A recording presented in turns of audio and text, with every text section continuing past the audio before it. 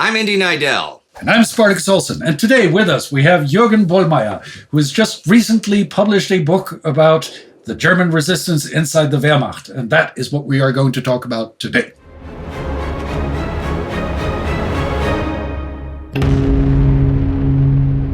So in your book, you show us how Wilhelm Canaris and Hjalmar Schacht and others were very much and Franz von Papen were in the illusion that they could control Hitler and that they could somehow box him in and make him work for them and for their causes. They weren't alone. No, they weren't. A lot of people did think that. Industry. But it's baffling that they thought it. Well, why was that? Why was this phenomena at all a thing that was going on?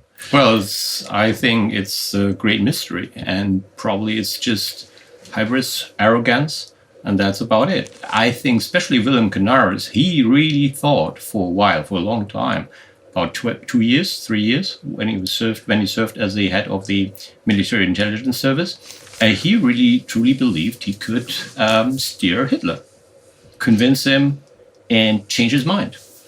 Yeah. And I think a lot of the industrialists thought that too. That's why they put power behind him before he came to power. Said, okay, we'll back this guy. Yeah. I mean, Hjalmar Schacht was leading that whole effort. He brought him Hitler to the industrialists and the industrialists to Hitler.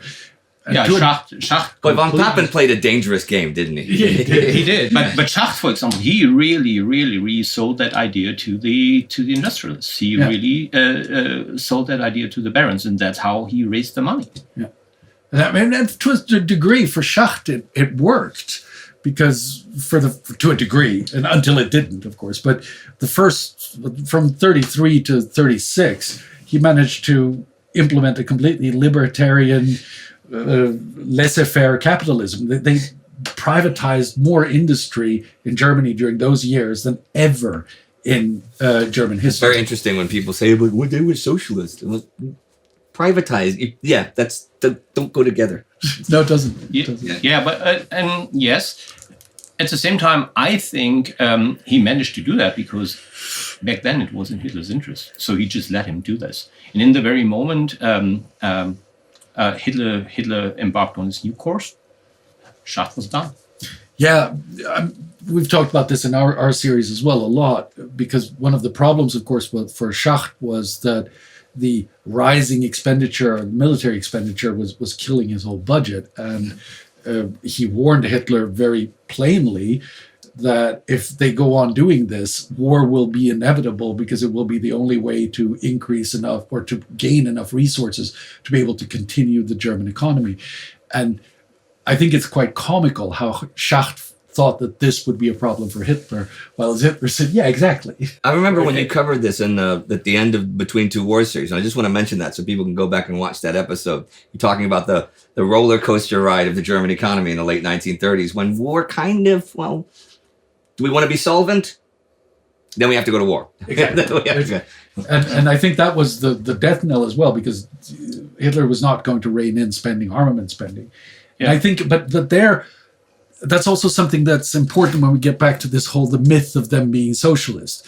Just because they had high military spending and that was the state spending that doesn't make them a socialist ideology, because they were spending tax money and they were spending money that they borrowed from private individuals. They were not spending the money of the industry or the money of private enterprise. They weren't even appropriating private enterprise. And it was the trickery of Schacht, who came up with all weird constructs, financial constructs to finance that. Yeah, sure. I mean, the whole Lemo system was, it was a pyramid scheme at the end of the day, that which I also keep on trying to point out, and that goes back to the original question that I posed. Mm. They were basically conning the German people, or at least a portion of the German people, into giving them money. And it started. But the best con Hitler did.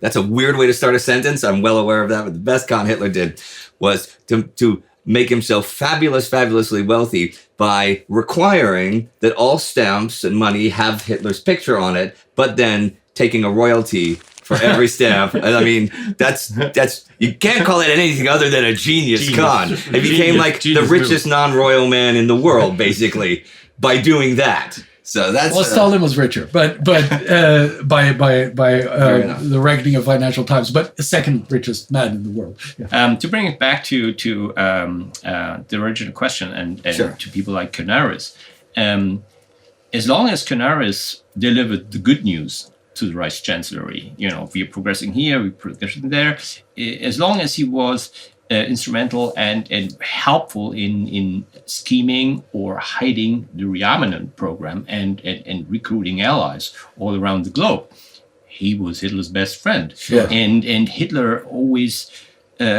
managed to create a comfort zone for Canaris as well. So he was absolutely under the Führer's spell in the very moment, when their opinions diverted. Hitler dropped him like right away. In the book, do you get to the point ever, or I should say in Canaris' life, does he ever get to the point where he completely swings away, or does he stay with this ambivalence through until he is killed by the Nazis, of course? In the book, I don't want you to spoil now. No, yeah. Well, spoilers are spoilers. I don't really mind that too much, but honestly, it's hard to tell. Canaris was, I think it was kind of an instinct in him that he was scheming all the time. So it's hard to catch a genuine moment from Canaris, because he liked to present himself as this mysterious enigma. He was the ultimate intelligence person, basically. Yes. Or he upheld a certain image he wanted to project. He, for sure, wanted always some kind of reassurance. So he was scheming, because that was in his nature. But when we had to completely commit, when he had to make a firm decision, he was turning around to Oster. What do you think? Right. Had their opinion, asked for their opinion, had them reaffirm what he wanted, and then probably he reconsidered. So it's very hard to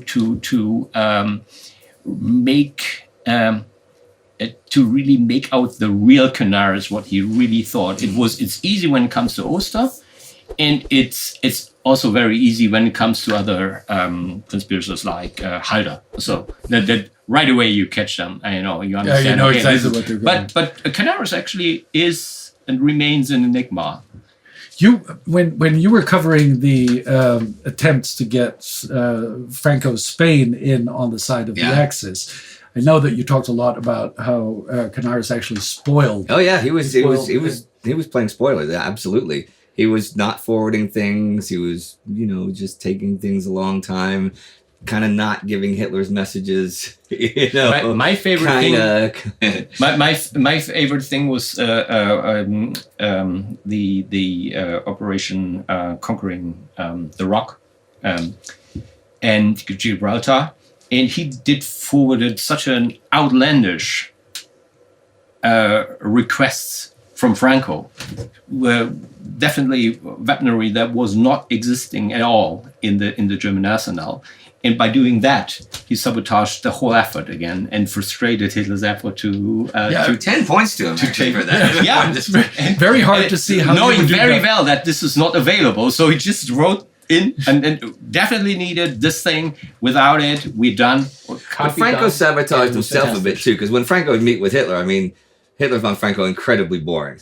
He really didn't like him. But Canaris did stuff there as well, because he made sure, because he spoke Spanish, or he spoke a little Spanish, but he spoke very good French. Okay. And so did Franco. Okay. And he made sure that Hitler's interpreter, who would have helped with all of that, was not on board. And it became a conversation that was like really weird, because Canaris was now interpreting for Franco to Hitler. Right. Via French, right, and making sure that whatever he said was kind of like ambivalent and weird. Okay. And, I didn't know this.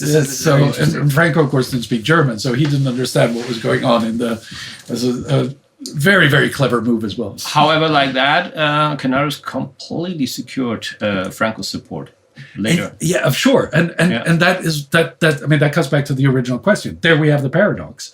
That's the on one end he's sabotaging everything that the Nazis are doing, and then on the other end he's suddenly playing along and doing exactly what the Nazis want to do, right? Yeah. What I put in the book, what I found likely, we don't have the complete evidence, is a like legendary meeting between the heads of the intelligence services, British, American, and German, so Canaris, Menzies, and Donovan, and Franco accommodated that, basically, and that's how much he felt he owes Canaris. Yeah. Okay, so in the aftermath of the Munich Agreement, there was a lot of dissent within the British government and the opposition. We had people like Duff Cooper and Winston Churchill who were trying to really get Chamberlain to understand what Hitler wanted to do. Of course, Hitler had already spelled out exactly what he was going to do. It was written all in Mein Kampf, and Duff tried to get Chamberlain to read Mein Kampf and see the light, so to say. And Churchill had been warning people for years that this was all going to happen. Yeah. And Chamberlain was obviously aware of Hitler's ambitions, and yet he refused to see the truth, to see the warning and see where it was going. And you go into this in the book as well a lot about the whole back and forth, especially on the German side, and how critical this was, because if Chamberlain wouldn't have pursued appeasement, the world would have looked in a very different place. Absolutely, and I think you provide beautiful proof for that. But why do you guys think that people like Chamberlain and Daladier, for that matter as well, knew very well what Hitler wanted to do, but still refused to act on it? But that's a pretty obvious one. I mean, you have to think of all of these guys. All these guys not only lived through, many of them fought in the First World War. Hitler, for example, did. And very few people on the Allied side could believe that anyone would actually choose to go through that again. Chamberlain could not possibly believe that Hitler would want a big war along the lines of 14 or 15. I'm sure he knew that, but he couldn't convince himself to do that. I don't think anyone could have convinced himself. Chamberlain, for whatever political faults he had, remember, these are still a gentleman who believes that other people are gentlemen. And a lot of people are not gentlemen. I mean, to some degree, it comes down to believing what people say. Hitler said that he wanted a war. He wrote it. He couldn't have been clearer. Yeah. He wrote it in paragraph after paragraph inside of Mein Kampf. Okay, he lied a few times in public speeches, but generally speaking, this was from 1925 and onwards. This was a known truth. Yeah. So I understand what you're saying, Indy, and I see that. But still, what drove them to this cognitive dissonance between the wishes that you describe and the situation that you describe with the obvious knowledge of the plans of Hitler? Wishful thinking. I really think. Yeah, I mean, I really agree with you. I think it is that simple. Yeah. Like, oh, look, there's a piece in our time, this piece of paper. Let's go with that. I'm sure he doesn't actually mean all the war stuff he wrote about, because who would want to go through a war like that again? We have this piece of paper. And they made just arguments up. I mean, we need time to rearm. So did Hitler. So that was, that was not the win-win situation that Chamberlain hoped for. I think Churchill's words in this respect are very, very pertinent. Appeasement is like feeding a crocodile and hoping he will eat you last. Yeah, I put that in the book, and I think that's telling. It's very telling. Also, what I put in the book is there's one line, I think I wrote, that Chamberlain came armed with an umbrella. And he came armed with an umbrella to over Salzburg, where Hitler was in full uniform. Yeah, sure. SS guards were lined up and all that stuff. And there was this contrast. The gentleman climbing out of the Mercedes of the staff car that took him to over Salzburg, and he would carry this umbrella. So he came armed with the umbrella, and Hitler mocked him later about it, and or mocked that situation. And that was leaked to Chamberlain. And that's when that was leaked to Chamberlain, that Hitler had actually mocked him as the man with the umbrella. That's when he had a reckoning, and that's when it dawned on Chamberlain that, oops, maybe appeasement was a mistake. I've been taken in. Yeah. But imagine his conscience, the ending of the last months of his life. Chamberlain. Imagine living in that. Terrible. Yeah. But I think that when I things that I already knew, but what I think you do beautifully in the book is to make clear what a catastrophic effect this had on the resistance in Germany, because, well, I think they were devastated. Yeah, because there was a real chance there at that moment that Hitler would have fallen. Had that close. Yeah, had Chamberlain and Daladier, we don't know. It's a counterfactual. So, but if Daladier and Chamberlain had stood fast and refused his terms, would you say that Hitler would have fallen? So back then, I think in 39, yes, I think they had a very good shot ending the regime. 38. Into 38, they had a very good shot ending the regime. They had elite commanders ready to storm the Reichschancellery, and they had really sufficient military support, meaning high-ranking officers were backing it. And I just put myself into their shoes. All they asked from Chamberlain through via various channels was to do nothing. Just do nothing, and we can take care of it. And the reason, of course, was that the Wehrmacht at this point knew that they were not ready to fight a war against Czechoslovakia, France, and Great Britain at the same time. And they feared that was going to happen. And the reality of it was that Germany wasn't rearmed enough. And how did they get rearmed? Well, by taking Bohemia and Moravia and getting the Skoda works and everything that was there, which is exactly what enabled them to go to war. And of course, the Wehrmacht then...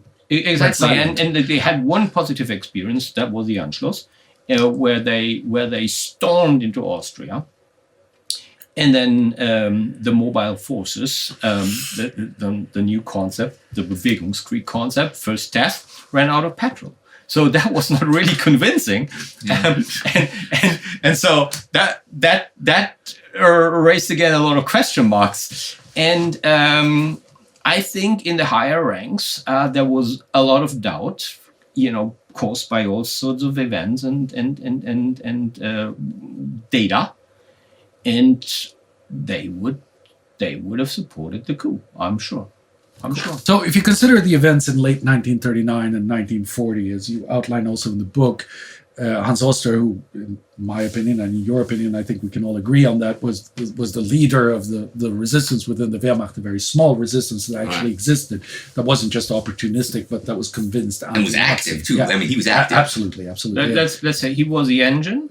The brain, I would say, maybe was Gisevius. Yeah, that's a good point. So, but in any case, the plans for the invasion in Western Europe were leaked via Hans Oster. They were given directly to Saar and other in the lowlands, and they were given to the Western allies as well.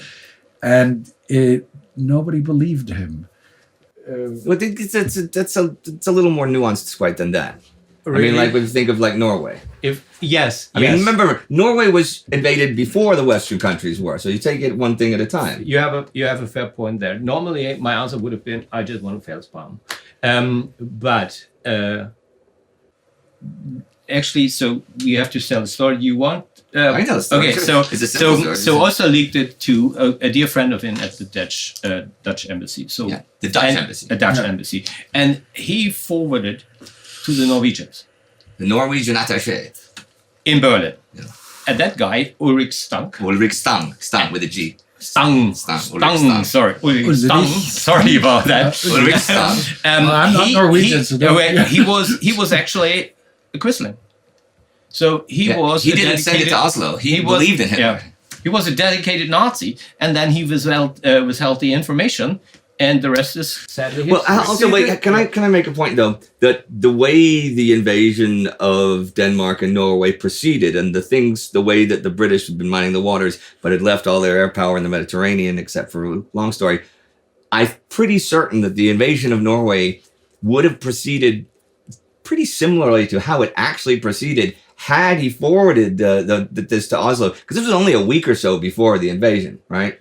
And there were people in Norway. I mean, Norway was worried about invasion, but like King Haakon, when they said we're being invaded, you know what the first thing he said was? By whom? because Britain was planning an invasion to stop the Germans from invading. Because people think, oh, Hitler just wanted territory. It was, again, more than that. I mean, the reason to take Norway was because he was worried about Britain mining the Norwegian water, and they needed an ice-free port of Narvik because the German war effort relied on the Gällivare ironworks and the Gällivare iron mines in northern Sweden.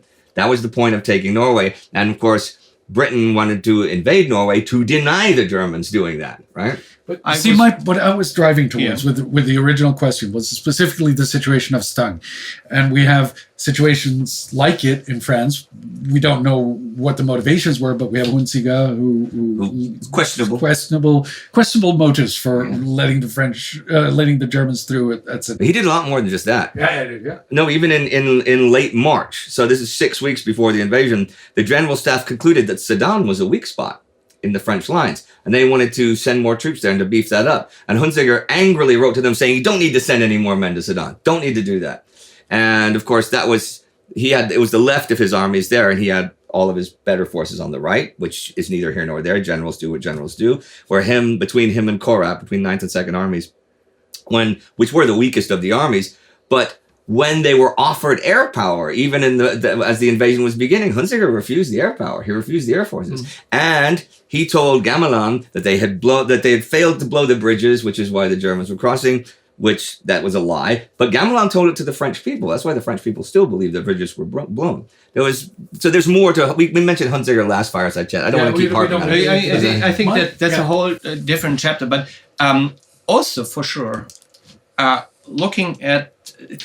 Also was at this point had fallen out with Canaris, so he was kind of excluded from a lot of meetings.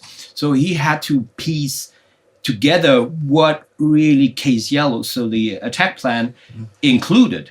But just before the invasion, he had a good understanding, and he found it daring at best, reckless, and delusional. So he thought if they channel the troops through this narrow Ardennes valleys,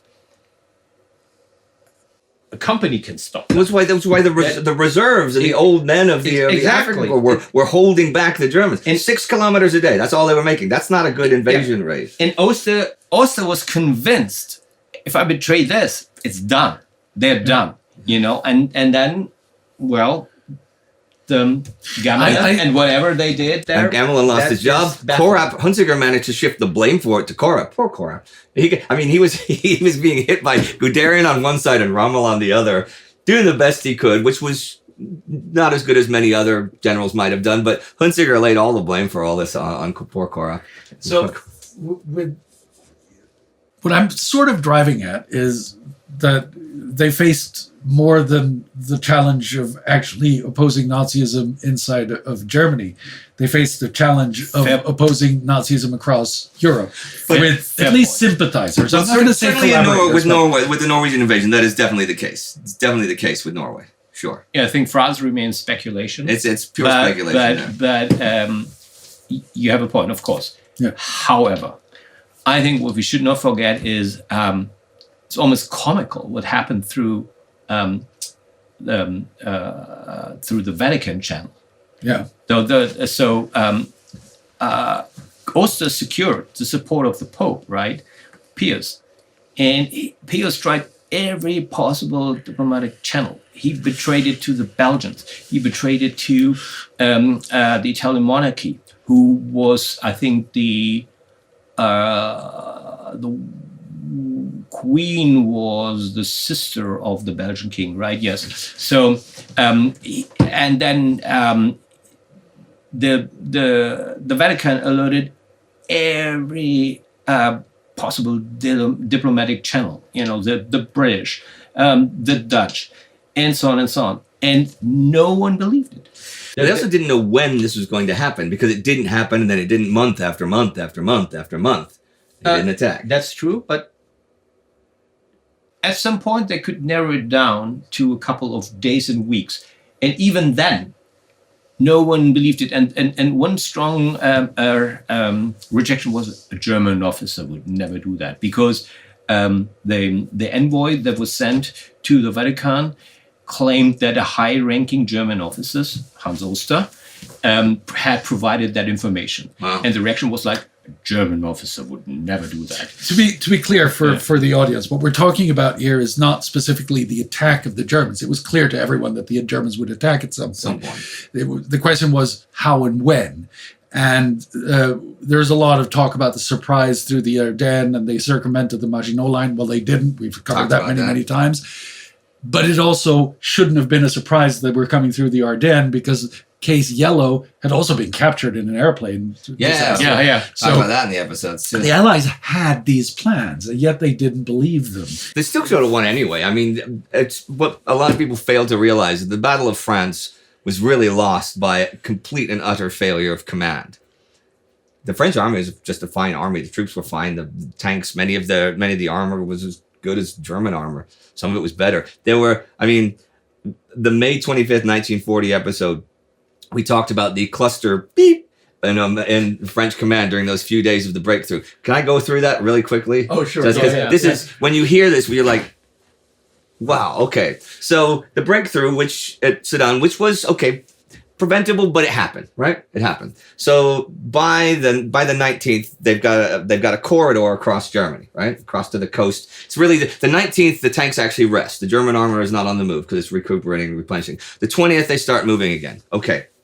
Now, Maurice Gamelin has lost his job as French Army Chief of Staff, and Maxime Weygand becomes the new Chief of Staff. Mm-hmm. Well, okay, you change horses in midstream, but okay, get him up to speed, show him where everything is. Fine, that takes a day or so. On the 21st, this is when it really starts happening. Okay, Weygand decides he's got to meet with Bilot, who commands the first French army group, which is northern France and Belgium. All the forces north of the line, because he's saying, we gotta attack this. We want to attack around Arras. He thinks that's a good place to attack. We got to break this German corridor before they can fortify it, because if they fortify it, we're screwed, right? Mm-hmm. So he flies to Bethune because he's looking for Bilot, who's supposed to be there.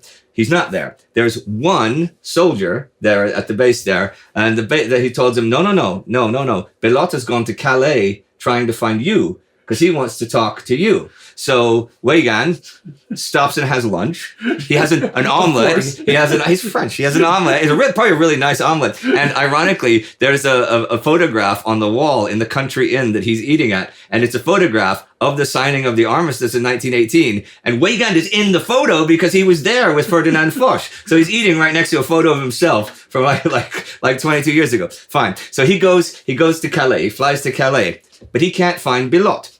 But what he gets when he's there is King Leopold from Belgium really wants to have a meeting with him to talk to him about things. So he's like, okay, fine, I'll go to Ypres. That's where he's meeting King Leopold. So they try to drive there, which takes like 4 or 5 hours through all the refugee choked roads, right? So there are 3 meetings that happen in Ypres when he gets there. The first one, he meets with King Leopold and he says, okay, Leo. He probably doesn't call him that, but he says, Leo, here's what I want you to do. I want you to pull back to shorten the Belgian lines to help with the defense, and then we're going to have a full Allied attack, you guys and us guys and the British against this corridor. And Leopold is like, I don't know about shortening the lines. This may be so. Maybe I'll do this. I need to talk to Lord Gort. Lord Gort is the head of the British Expeditionary Force. Well, he's not there. Okay. Second meeting, Bilot turns up. And Bilot has a meeting with King Leopold, but he still hasn't seen Weygand yet. Mm-hmm. So he meets with King Leopold, and Bilot, according to all accounts, Bilot thinks the French position is absolutely hopeless, and the French can't do anything. And oh my God, it's just, which is not true, but that's what he thinks.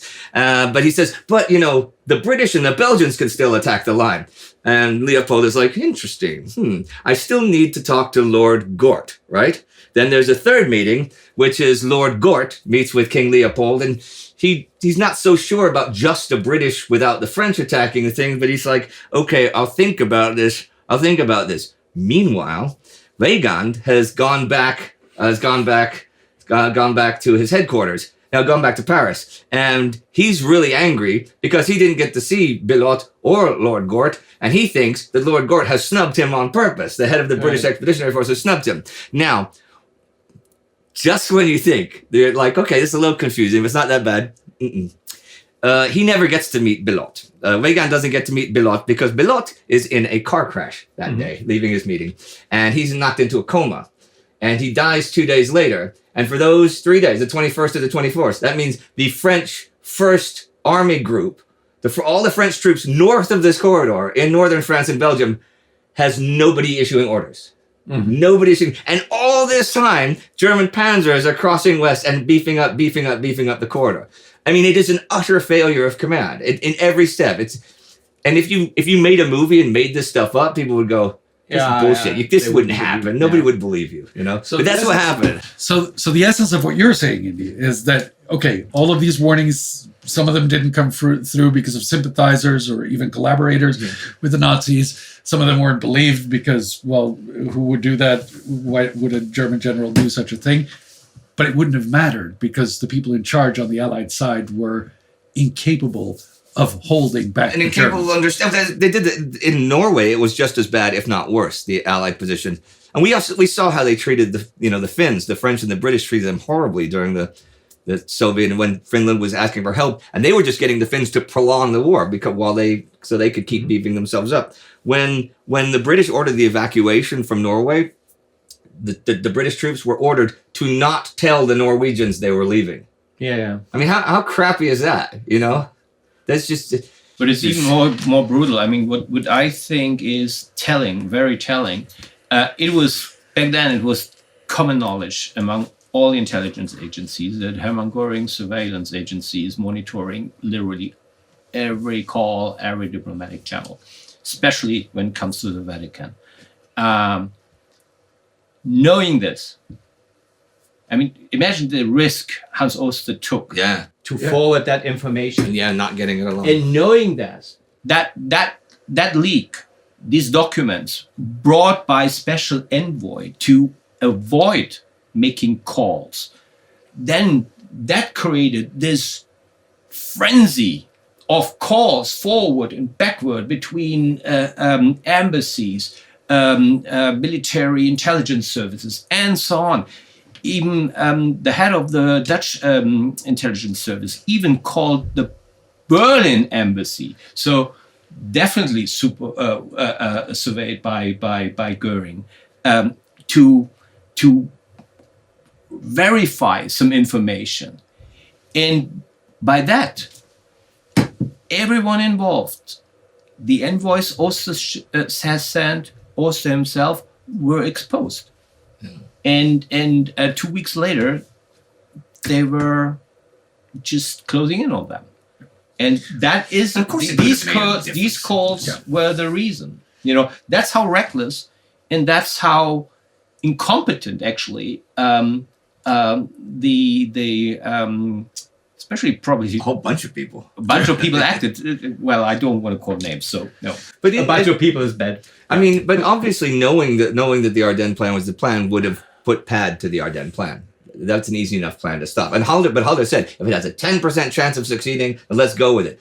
But it would have had a 0% chance of succeeding if they actually knew that and believed that it was going. And when you saw, like we've talked about the Battle of Hanuk before that went on further north and stuff. When you saw, like, you know, the French army in the field, but more than holding their own, doing great against the German army, but having to withdraw because of what was going on at Sedan, you know, winning a tactical victory and having to pull back because they have a strategic loss. I mean, there's nothing wrong with the people in the field. Right. No, absolutely. But still, Oster, for example, he could not believe what happened. Yeah, of course not. I mean, for him, it was a done deal. A slap in the face. It was a done deal. You know, to your point, he just assumed, yes, they stopped them there. Yeah, they stopped them right there. There's a meeting that was reported where somebody stormed in his office and he was bent over maps and said, like, this is where they stopped the Norwegian campaign. This is where they stopped the Ardennes campaign. It's really impressive. So after the war, as we have covered in our legacy content, and you also talk about in the book, towards the end of the book, of course, the clean Wehrmacht myth was created by Franz Halder and the other officers who worked for the American Army, the U.S. Army Historical Department. And that, of course, transformed the whole story to all of the Wehrmacht sort of being opposed to Hitler, which they weren't. Of course. Yes, of course, yes. But they were not. I mean, they were complicit in their crimes. They absolutely supported the war. There were a lot of people who helped make it happen and helped it move forward. And then came the July 20th plot, and of course, some of them who were staunch Nazis still joined what they believed was a way to get rid of Hitler and stop the war, at least in the West, and maybe have a separate war again, which is an illusion, but that's what they were hoping for to some degree. Right. And within all of that mix, people like Stauffenberg became a hero. Klaus von Stauffenberg, who tried to kill Hitler with a bomb, became a hero. Franz Halder made himself a hero. Yeah. Guderian made himself a hero. and they all kind Manstein. of... Yeah, Manstein as well, made himself a hero. And collectively, we all put Rommel on this panel. Oh, yeah, absolutely. But and let's be clear, none of them were, because they were all staunch Nazis who had really, really worked to make this war happen, right? So my first question is, were they really heroes for this change of mind, for this change of heart? Does that mean that we should hold them to be heroic in their resistance towards Nazism? Well, given what was at stake, you could respect them for that because, Sippenhaft, meaning, they put their families in jeopardy. Sure. You need to respect them for that. But, for example, when it comes to Stauffenberg, he needed 5 minutes to turn everyone within the resistance against him with his ideas. He was a real concern for all the co-conspirators. In what way? Well, they felt like his ideas, his behavior would absolutely put everything in jeopardy. For example, he wanted to broaden the resistance itself, and he was trying to connect with the communists, the communist underground. Everyone in the Abwehr knew that half of them were Gestapo. It's like double agents, right? And he contacted them anyway. And a couple of days before July 20, 2 of his envoys were caught by the Gestapo. They thought like, okay, we're meeting here the communist underground. Actually, they had a meeting with the Gestapo. They got caught, and they were counting days. How long would they last under torture? Yeah. And so there was a real countdown going that led up to July 20. So they could have delayed another day. Then with Gödel, there was a warrant against Gödel, for example, and the first warrants came in. Their contact at the Gestapo, neighbor, he informed them, then guys, it's a question of hours, maybe of days if you're lucky, until you hear boot trams coming down that alley that leads to your hideout here. And that was going on. So, and that was part Stauffenberg's recklessness. And well, I mean, he's still being portrayed in a completely different way amongst things. In the 50 years after the clean Wehrmacht myth was created, we had Tom Cruise in Valkyrie portraying him in a completely different way. Tom can't be wrong. That's true. Yeah. But would you say that the July 20th coup or the coup attempt, was truly an anti-Nazi coup, or was it more of an anti-Hitler coup? Both. From Stauffenberg's side, I think it was an anti-Hitler coup. Yeah, I mean, he wanted to uphold the regime. Uh-huh. Poor Ludwig Beck, who was dedicated to become the head of state in the new government. He was caught between the lines, and he had concerned conspirators lining up in front of his apartment, and the major concern was Stauffenberg. Yeah, sure. And so Gödel was completely upset because Stauffenberg was trying to build a connection rather to Stalin than to the Western Allies, which was a complete nightmare. But Stauffenberg was not a fan of parliamentary democracy. He definitely did not believe in that. So if you had to choose, and that already concerned Gödel and the guys who were. Yeah. And also they were back then. Oster was, of course, under Gestapo surveillance because of that exposure he had suffered years before, he was dearly missed back then. So Stauffenberg tried to fill his shoes, but he really couldn't, because he was more like a diversive figure than a uniting figure, and that was one of the key elements that doomed in the end Valkyrie. Which leads me to my final question, actually. That was a spoiler, though. Yeah, okay, but nevertheless, but which leads me to my final question. We have set the record straight regarding the Clean Wehrmacht. A lot of people still believe in it, but at least we historians have corrected the misunderstandings and the lies, the outright lies of Manstein, Guderian, Halda, and so on. But in that process, we also completely lost track of the actual resistors to Nazism, the very small group of people like Gisevius and Oster and so on. Would you say that it is time for a new reckoning with the record of the German relationship to Hitler in order to get the small minority recognized for what they really did? Which they weren't, because many of them were killed, and then the Wehrmacht myth happened. Yeah, I mean, yes, that's what I'm actually trying with the book, right? And that was one of the key reasons why I wrote it. You know, it's we still uphold Stauffenberg. Whoever has heard the name Hans Oster, some people have heard the name Gisevius, but Oster, who was the engine, the force behind it, is widely unknown. And for example, when it comes to Clean Wehrmacht, there are other officers who were truly against the regime and truly concerned and upset by the atrocities, like Helmut Gorskot, and how he tried to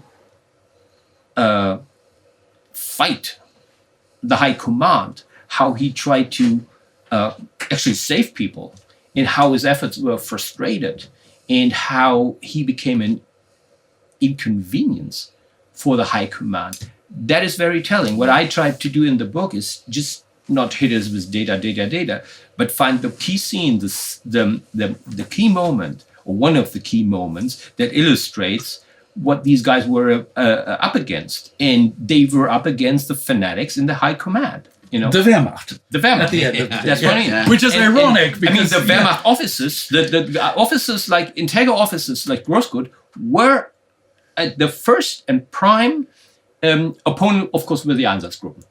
Yeah. But then, in order to fight the Einsatzgruppen and oppose them, they needed support from the higher ups. That never came. Because the Wehrmacht was, at the end of the day, complicit. Yes. Exactly. Okay. Yeah. So, thank you. Yeah, thanks, Juergen. That was great. That was fun. Yeah. Thank you. So I could do this for another couple hours. I love listening to his stuff. Yeah, sure. And kibitzing. But we do have to go. So, you should really check out Traitor Patriots. It's a fantastic book. Yeah, and we had the honor of writing the foreword to it, Indy and I. you. And Sebastian Brandstetter, one of our authors here at TimeGhost, supported Juergen with a lot of fact-checking and an epic glossary. And an epic glossary, yes, right. amongst things. And so we're very fascinated by the whole story from Thank the you so get-go, much. but we're also very pleased with the outcome of your book, it's because good. it's a really great book. Thank you so much. That's fun. These fireside chats are fun. Yeah. We'll do another soon, yeah? Me and you, we will. yeah? Yeah. We'll talk absolutely. about World War II, maybe. Maybe. Okay. All right. Well, that's it for today. Well, you know how we're going to end. Okay. Excelsior!